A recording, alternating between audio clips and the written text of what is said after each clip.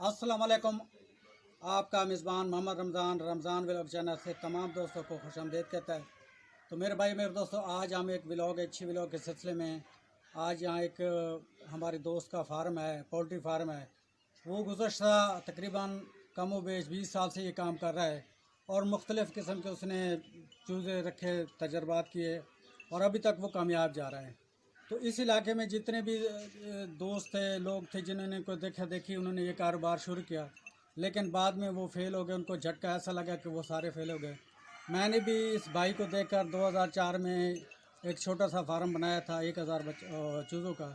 तो मुझे भी कम अज़ कम जो है ना, एक झटका जो है ना, 1000 वोल्टेज का, बिजली का झटका नहीं, चूज़ों का झटका, नुकसान का झटका लगा। तो मुझे वो कारोबार छोड़ना पड़ा।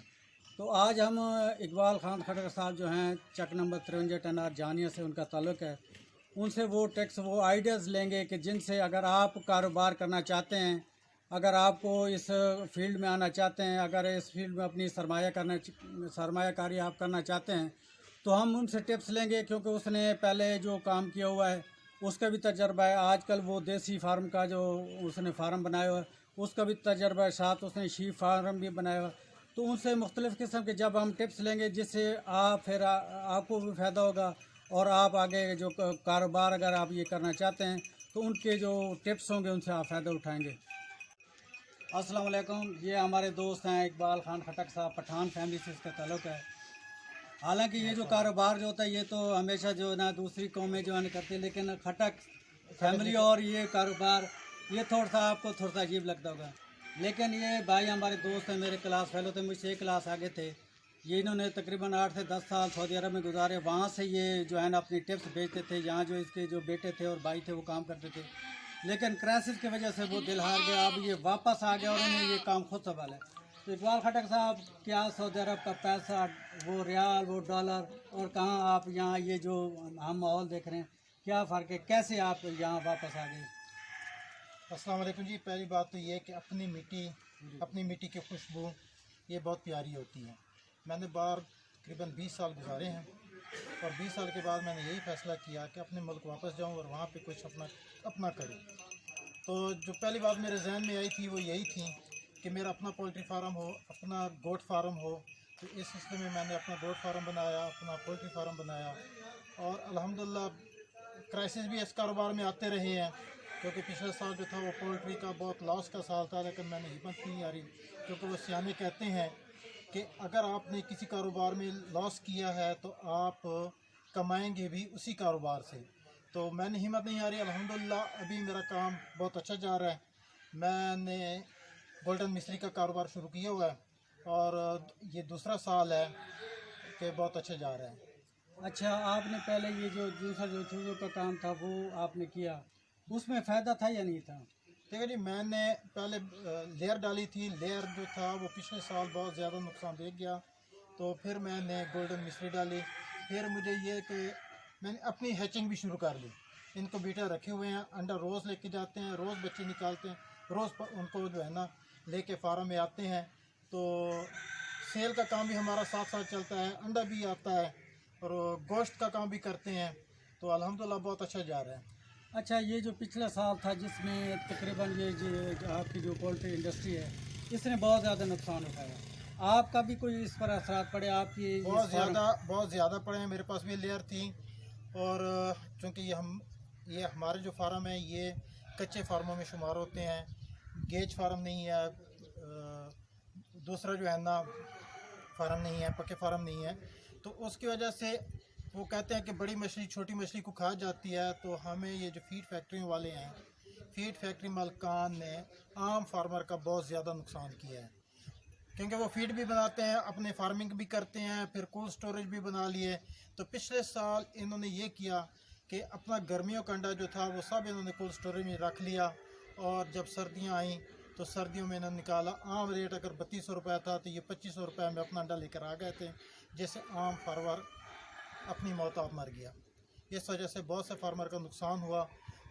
इसीलिए इस मरतबा पूरे पंजाब में आपको बहुत तलब और रसद में बहुत कमी नज़र आ रही है कि तलब तो बहुत ज़्यादा है लेकिन रसद पूरी नहीं हो रही। इसी वजह से अंडा जो है वो महंगा है।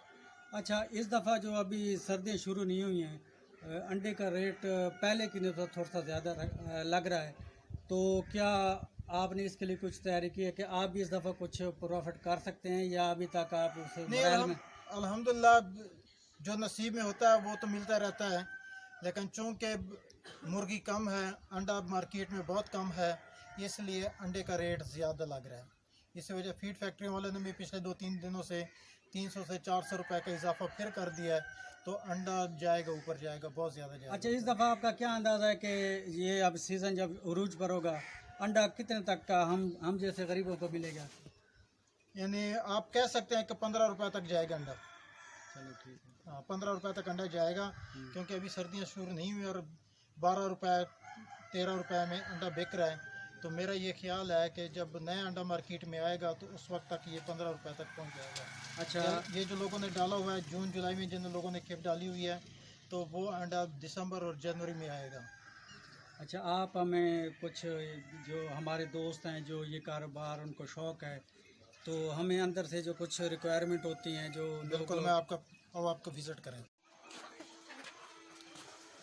अस्सलाम वालेकुम। तो मेरे भाई मेरे दोस्तों, आज हम आपको ये विज़िट करा रहे हैं ये फार्म का। ये सारी देसी मुर्गियाँ इकबाल खटक साहब ने डाली हुई हैं। तो इकबाल खटक साहब, ये हम देख रहे हैं कि ये सारी देसी हैं। आप इसका फ़ोटो लें, ये सारी आपको कोई भी जो है ना दूसरी मुर्गी आपको नहीं नजर आएगी। ये ओरिजिनल जो देसी मुर्गियाँ होती हैं, ये खान साहब ने खुद अपने हाथ से इसके अंडे जो है ना वो यहाँ से जो अंडे पैदा होते हैं उनसे फिर आगे हैचरी करते हैं। तो हाँ खान साहब, आपने ये कैसे ये तजर्बा किया? अस्सलाम वालेकुम जी, ये मेरे पास तकरीबन 100 मुर्गियाँ थीं। तो 100 मुर्गियाँ मई जून में अंडा देने लग पड़ी, तो उस वक्त मेरे पास और कोई तरीका नहीं था कि मैं ये 100 डेली के 100 अंडों को क्या करूं। तो फिर मैंने एक इनक्यूबेटर ख़रीदा। इनक्यूबेटर से अल्हम्दुलिल्लाह 21 दिन के बाद मैंने जब अंडे रख दिए तो 21 दिन के बाद बच्चे आए, तो वो बच्चे फिर काम जो है ना चल पड़ा मेरा। तो आज अल्हम्दुलिल्लाह मेरे पास तकरीबन 1500 मुर्गियाँ और मुर्गे हैं, और मैं अभी भी इनक्यूबेटर में डेली अंडा रखता हूँ और डेली बच्चे निकालता हूँ। तो ये मेरा काम जो है ना अल्हम्दुलिल्लाह बहुत अच्छा जा रहा है। और अभी मेरे पास आप देख रहे होंगे कि मुर्गे हैं, ये 1.5 किलो 2 किलो वज़न के हैं। मुर्गियाँ जो हैं ये भी डेली अंडा देती हैं, जो हम सेल भी करते हैं और इनक्यूबेटर भी रखते जाते हैं। अच्छा, इन मुर्गों को आप कितने साल तक अपने पास रखेंगे? ये जो मुर्गी है गोल्डन मिस्त्री, ये आप इससे 3 से 4 साल तक अंडा ले सकते हैं। लेकिन हम ये करते हैं कि जैसे ही अंडों का सीज़न ख़त्म होता है, हम इसको एज ए गोश्त पे बेच देते हैं, तो हमें अच्छा प्रॉफिट मिल जाता है। उसके बाद चूँकि बच्चा हमारा नया तैयार हो रहा है, तो अगले साल फिर वो तैयार हो जाता है। तो ये हमारी साथ साथ में सेल भी स्टार्ट होती है और नया बच्चा जो है वो भी पलता रहता है। हाँ मेरे भाइयों, आपने इकबाल खटक साहब के ये आइडियाज़ आपने इस शेयर किए आप लोगों के साथ। अगर आप लोग इस पोल्ट्री का शौक़ रखते हैं, और जो इकबाल खटक साहब ने मैं रमज़ान भाई ये समझता हूँ कि हमारे नौजवानों को, जैसे इमरान खान ने कहा था, इमरान खान की विज़न के मुताबिक कि मुर्गियाँ पालें, तो जितने भी मेरे बेरोज़गार दोस्त हैं वो 2, 4, 5, 10 जितना भी कर सकते हैं वो मुर्गियाँ पालें। कम से कम अपने घर वालों का जो है ना उनका भी ज़रूरत पूरी होगी, और साथ जो बकाला, जो दुकान, जो बेकरी उनके करीब है, तो वहाँ पे भी वो बेच सकते हैं और अपनी ज़रूरत का सामान वहाँ से खरीद सकते हैं। तो बहुत प्रॉफिटेबल काम है, मेरे दोस्तों को करना चाहिए। जिसकी हिम्मत है, इस्तिताअत है, उसके मुताबिक वो अपना काम करें। अच्छा, आखिरी सवाल है कि पैसा कितना होना चाहिए कि नौजवान के पास अगर ये काम शुरू करना है, कम अज़ कम? नहीं, वो रमज़ान भाई ये है कि अगर आपके पास 100 रुपये हैं तो आप 100 रुपये से काम स्टार्ट कर लें। अगर आपके पास लाख रुपए हैं तो आप लाख रुपए से काम स्टार्ट कर लें। जितने आपके पास हैं उसी से काम स्टार्ट कर रहे हैं। काम करना चाहिए, अल्लाह ताला आपके काम में बरकत डालेगा। अच्छा, हाँ, काम करना चाहिए बंदे को। और जितने बंदे, ये प्रॉफिटेबल काम है। और लेयर जैसे कि वो 1 साल की मुर्गी है, 1 साल अंडा देती है, दूसरे साल ख़त्म हो जाती है। आप इसे अंडा लें और उसके बाद ये मार्केट में 400 साढ़े 400 रुपये, यानी मिनिमम 350 रुपये किलो को बेची जाती है। तो एक मुर्गी अगर वो 1800 ग्राम और 2000 ग्राम वज़न है, तो आपको 700-800 रुपये में एक मुर्गी बिक जाएगी आपकी। तो एक मुर्गी जो तैयार होती है वो 300 से 400 रुपए में तैयार होती है। आप अंडा भी लें और उसके बाद बेच दें तो आपको 400 से 500 रुपए प्रॉफिट एक मुर्गी में आ जाता है। अच्छा, आपने एक पहले सवाल में मुझसे बताया था कि मैं ये जो अंडे पड़े हैं आप इन अंडों को घर ले जाते हैं, तो घर आपने कोई प्लांट लगाया हो या नहीं, क्या? मेरे पास वहाँ पे हैचरी है, इनक्यूबेटर लगे हुए हैं। तो वहाँ से वो यानी मैं पहले भी कहता था कि बच्चे पैदा होते हैं, तो बच्चे हम लेके आते हैं, कुछ दिन वहाँ पे रखते हैं, फिर उसके बाद फार्म लेके आ जाते हैं।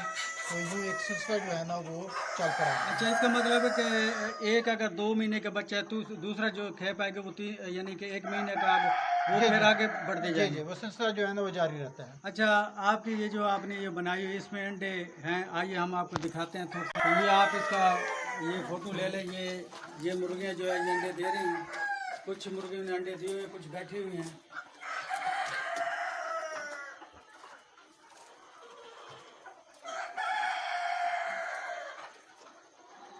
तो मेरे भाइयों मेरे दोस्तों, आज जो हम यहाँ हमारे दोस्त इकबाल साहब के जिस फार्म पर आए हैं, तो आपके लिए मैं अच्छे आइडियाज़ और अच्छे जो है ना तख्लीक़ात, जैसे आप ये जो फील्ड है पोल्ट्री का इसको और भी इम्प्रूव कर सकते हैं।